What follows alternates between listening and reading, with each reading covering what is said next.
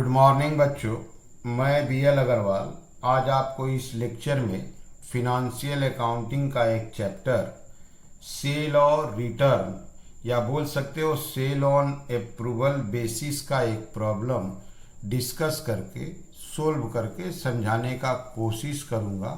उम्मीद करूँगा आपको ज़रूर से ज़रूर समझ में आ जाएगा। ठीक है, ये रख दिया आपके सामने एक क्वेश्चन।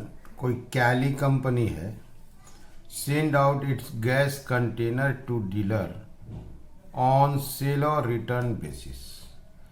तो अपने डीलर को गैस कंटेनर सेल और रिटर्न बेसिस में सेंड किया जाता था।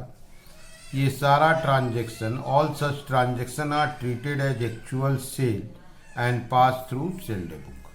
तो सेल और रिटर्न बेसिस में जो गैस कंटेनर सेंड करते थे उसको एक्चुअल सेल मान के सेल्स डे बुक में रिकॉर्ड कर देते थे। यहाँ देखिए, at the end of the financial year, साल के लास्ट में 100 कंटेनर्स जिसका कॉस्ट था 900 ईच, हम लोग डीलर को सेंड किए थे सेल और रिटर्न बेसिस पे। उसमें को 1200 रुपये में भेजे थे। 1200 रुपया इज आवर सेलिंग प्राइस और 900 इज कॉस्ट प्राइस। 900 का कंटेनर था, 1200 के रेट में सेंड किए थे। उसमें से देखिए 20 कंटेनर बिक गया, लेकिन 1500 ईच यहाँ देखिए एसपी इंक्रीज कर गया। सेलिंग प्राइस ₹300 बढ़ गया है, जिसको हम लोग 1200 में सेंड किए हैं। उसमें से 20 कंटेनर सेल हुआ है, लेकिन उसका प्राइस इन्फ्लेट कर गया है 1500, जो कुछ केसेस में पॉसिबल हो जाता है कि जिस दाम में भेजे थे, that is sale price, sale उससे बेसी दाम में हो गया।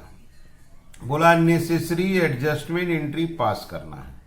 नेसेसरी एडजस्टमेंट एंट्री कहने का मतलब हुआ, एक तो जो 80 कंटेनर है, 100 माइनस 20, 80 कंटेनर जो अनसोल्ड कस्टमर के पास पेंडिंग पड़ा रह गया, उसको फाइनल अकाउंट पर्पस के लिए, PL account and balance sheet purpose के लिए एडजस्ट करना पड़ता है।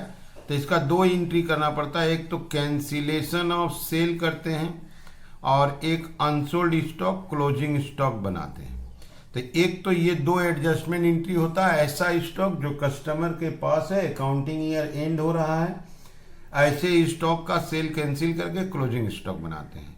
और एक एडजस्टमेंट एंट्री होता है, अगर कंटेनर जो एक्सेप्ट किया गया, सेल किया गया, अगर उसका प्राइस चेंज करना है तो वो एडजस्टमेंट एंट्री होता है। यहाँ पे देखिए सेल प्राइस को इंक्रीज कराना है 300 से, 20 कंटेनर का 300 करके 6000 रुपया सेल को इंक्रीज कराना है। तो एडजस्टमेंट एंट्री में ये भी आएगा, सेल्स को इंक्रीज कराना। ओके, चलिए इसका जर्नल एंट्री करके देखते हैं। ये रख दिए format in the books of Kelly company journal. सबसे पहले हमको 20 कंटेनर का सेल प्राइस 300 रुपया करके इंक्रीज कराना है। सेल इंक्रीज कराना है तो डेटर भी इंक्रीज हो जाएगा। Debtor account debit to sales account. Sales हमारा इनकम है, इंक्रीज कराना है, सेल को क्रेडिट करना होगा 6000। Being adjustment in selling price of 20 containers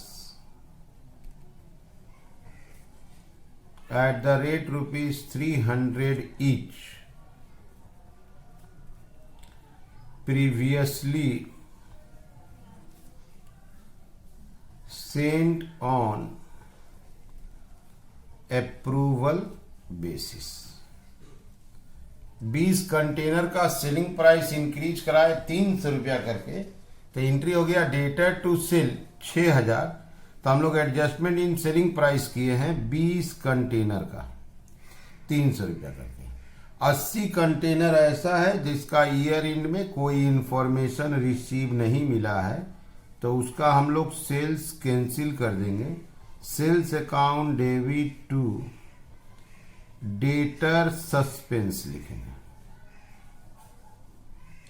sales account debit to debtor suspense being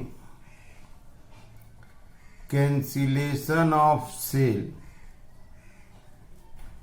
for 80 containers at the rate rupees 1200 each, previously sent on approval basis. 80 containers जिसका कोई information नहीं आया, selling price 1200 रुपया करके send किए थे, तो 1200 रुपया करके उसका सेल कैंसिल कर दिए। ओके, अब उसको क्लोजिंग स्टॉक बना लेंगे। कॉस्ट प्राइस आपका 900 है, तो 900 रुपया में उसको क्लोजिंग स्टॉक में कन्वर्ट कर लेंगे। तो stock with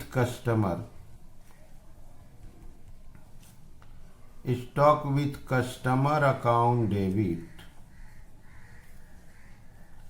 to trading account लिख सकते हैं, प्रॉफिट एंड लॉस अकाउंट लिख सकते हैं।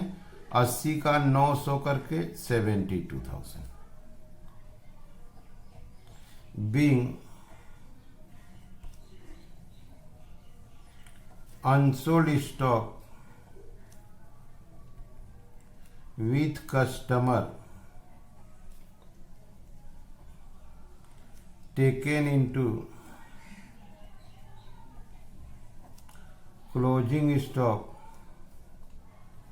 at cost price ₹900 each। ठीक है, तो जो अनसोल्ड स्टॉक कस्टमर के पास था उसको क्लोजिंग स्टॉक में कन्वर्ट कर लिए।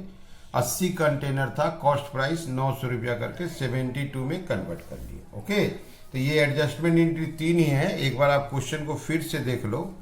यहाँ देख लो, हम लोग सेल और रिटर्न बेसिस पे गुड सेंड करते थे, सेल मान के सेल डे बुक में लिखते थे। 100 कंटेनर सेंड किए थे, 900 रुपया कॉस्ट है, भेजे थे 1200 में, तो 900 कॉस्ट प्राइस हो गया। 20 कंटेनर 1500 में बिका है, 300 रुपया दाम बढ़ा दिए, 20 कंटेनर का 6000।